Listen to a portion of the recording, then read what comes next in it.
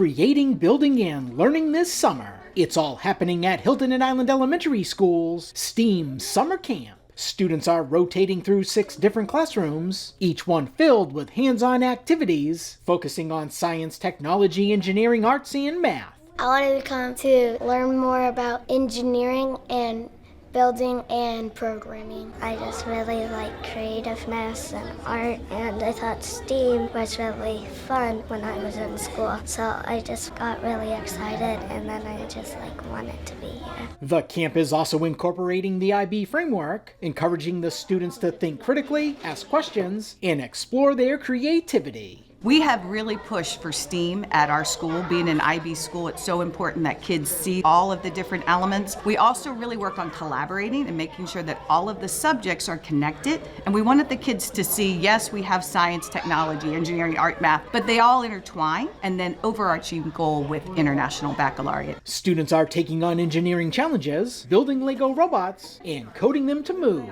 We were taking Legos with robotic motors and putting it together to build a robot. So after we built the robots, we were coding it to try and make a square, and sometimes it was hard because it wouldn't keep going. It would go 3 ways and then it stopped. They're also getting creative as they design and build their own marble mazes. Making the walls stay up with the glue is challenging, and you have to make sure the marble can fit through all the mazes. And they're using their imaginations, sculpting unique sea creatures out of clay. I made a sea cucumber. It's really slimy and it doesn't have any bones, so I can survive the pressure of the ocean deep.